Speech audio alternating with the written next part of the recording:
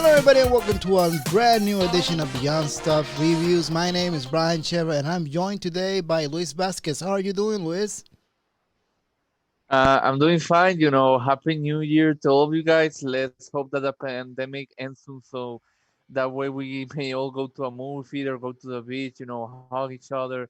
It has been one hell of a year. Yeah, it's been quite the year, 2020, but hopefully we have a better year on 2021. But before we head into the new year, we had two movies on Christmas that we've all seen at this point.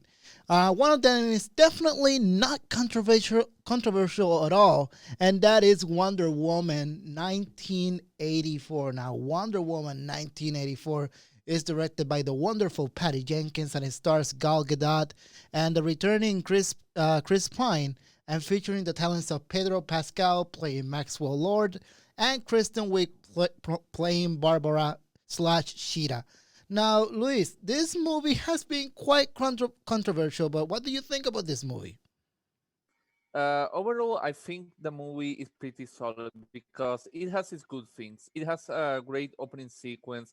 The I actually enjoyed the action sequences because even though I did love the action sequences of the first Wonder Woman, I have to admit that that climax there was an overabundance of CGI, but in Yeah. this one, the CGI was in control. But the issue that I have with Wonder Woman 1984 is the narrative. I've noticed there was like a lot of padding, especially when they introduce Kristen Wiig's character. It's the typical, nerdy outcast character. Then she gains these superpowers. Now she's like the center of attention. It's like, being Yeah. there, done that. Pedro Pascal, which I actually love him. He's one of my favorite characters. I mean, with the Mandalorian, Game of Thrones, you see in all of these cool franchises. To me, he kind of played like a nice guy version of Donald Trump Donald because he's Trump. this failed, yeah, he's this failed businessman who loves his son, and he wants to make everyone happy, so he finds the dream stone to make everyone's dreams come true. It's like, yeah, it reminded me a lot of Donald Trump. Yeah. Um, Another issue that I have is that there isn't a lot of Wonder Woman. Like, there's barely any action sequence with Wonder Woman in it. Like, Yeah. you're first introduced as her as young with this. I don't know how to say this. Like, version of the Olympics, and it tackles an important issue of being truth, of being doing things Truthful, yeah. head on, not taking any shortcuts.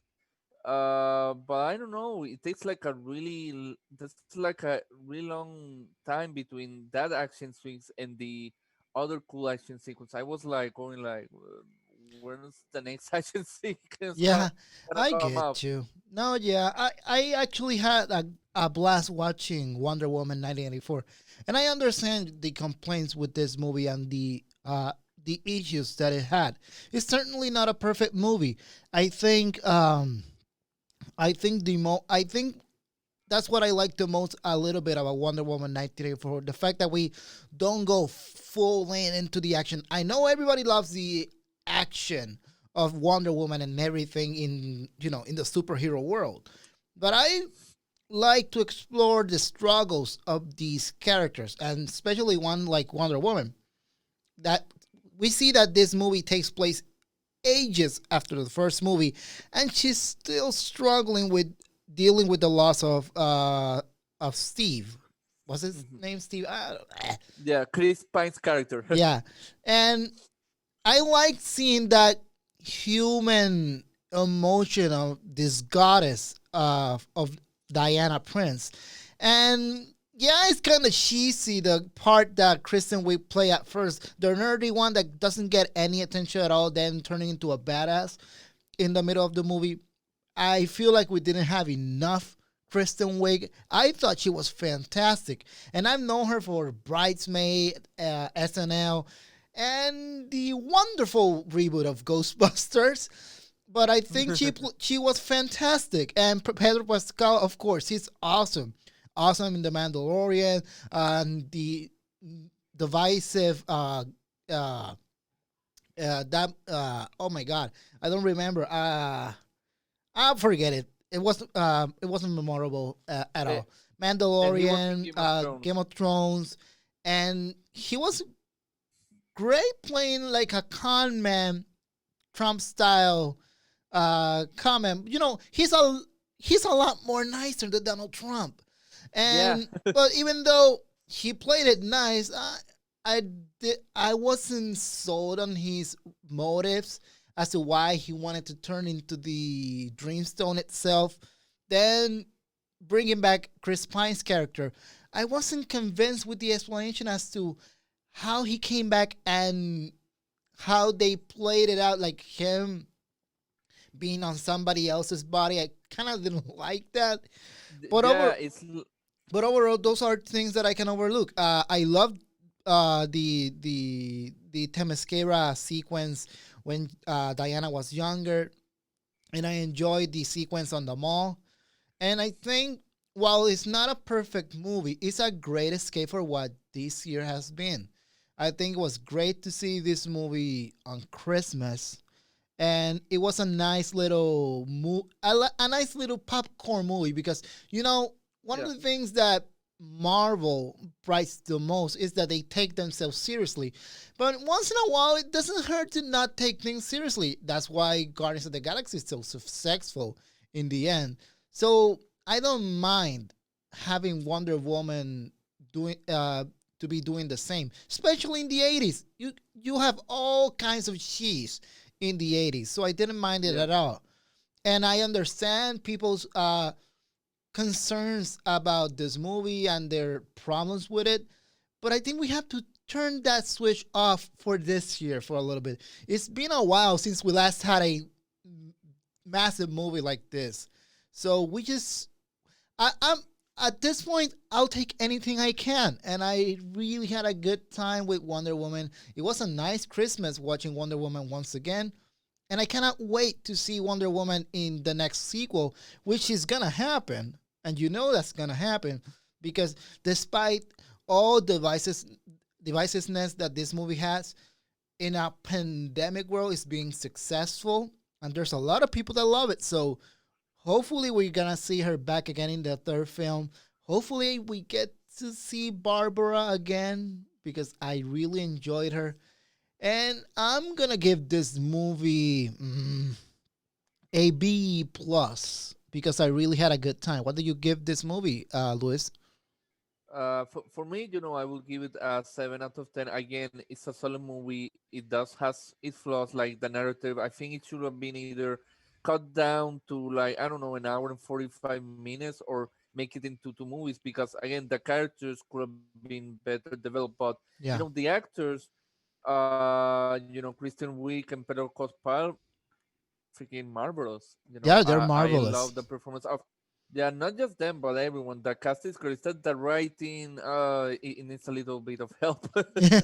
Yeah, you know, one of the things that kind of made me sad in the beginning, right after the Themyscira scene, we go into the 80s and we see like this shot where we see pictures of Diana Princess past, and there's a Yeah, shot where we see Etta Candy, which was a character from the first movie that I really enjoyed, played by the one that plays one of the aunts of Sabrina, and we see her like old, and I got very sad because that meant we are not gonna see her at all in this movie.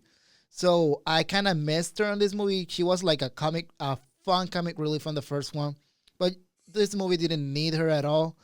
But it was nice to see them bringing things back to the first movie, and I had a good time with this. Now the other movie that released with Wonder Woman, but this time on Disney Plus, is Disney Pixar's Soul with Jamie Foxx playing the main character and Tina Fey playing the supporting character, and directed by Pete Docter. Now we have to agree this movie is freaking perfect. What do you think, Luis? it's Pixar, and most of the Pixar movies are masterpiece. And this is no exception. From the beginning to the end, it's a tearjerker about a man who sadly he dies in an accident, and then he's trying to go back, and it's a very, I don't know, a very deep philosophical movie about the meaning of life. Like, you make your life as you want it, and Yeah. we all have freedom of choice on what to do about it. So yeah, it really touched me, and I'm really happy that they put like a black African American character, especially on these times of issues with race. I'm glad that Pixar made like the protagonist, let's make him black. So Yeah, and one of the things that people's issue, one of the small issues they have, is the fact that this is a movie where we see him for quite some time in his life. The first Pixar black lead. Then we get to see him as a soul and everything. And I understand there's this thing about having black characters, but not going enough exploring their own lives in their actual bodies. And I understand that completely, but I think, well, I'm a white guy speaking, so I have no dog in this fight except supporting more stories from black creators. But one of the things that I enjoy, that even though we I think we spent enough time in Joe's world to get a sense of his life and his passions and his surroundings. And I think they captured that perfectly. And I enjoyed the scenes we had with him in the school, and then going to practice, and then getting the big opportunity, and then missing it, and then seeing the whole adventure trying to get into that big break that the character had. And one of the things that I have to give props is to the soundtrack, to the main score of this movie. Not only in the Great Beyond, it has a wonderful score, but in actual Earth, when the movie goes to jazz, I know, and I have to point this out. One of the collaborators on the music for this movie is John Baptiste from Stay Human, which I see him all the time on Stephen Colbert's show. And the moment Joe starts playing the piano, I instantly recognize that sound. It was Joe Baptiste playing the piano. That's one of the biggest things that I have to note, the perfect score that this movie had. And this is a Pixar movie. We we already expect greatness from a Pixar movie, and usually 9 times out of 10 we get that. And this movie, and with the topics that it touched, death and life and the meaning of it and what we do with it, not those are not easy topics to go through with children, but I think this movie explores them quite perfectly. And at the from start to finish, I was in tears watching this movie. It was wonderful. It was beautiful.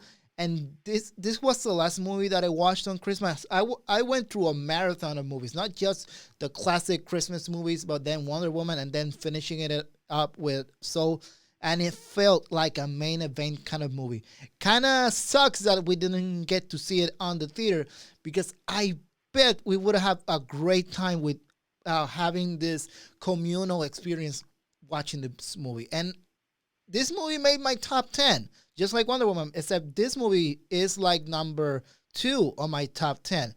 And for that alone, and because of how beautiful this movie is, I gave it an A plus for how beautiful it is. What is your points for this movie, Luis?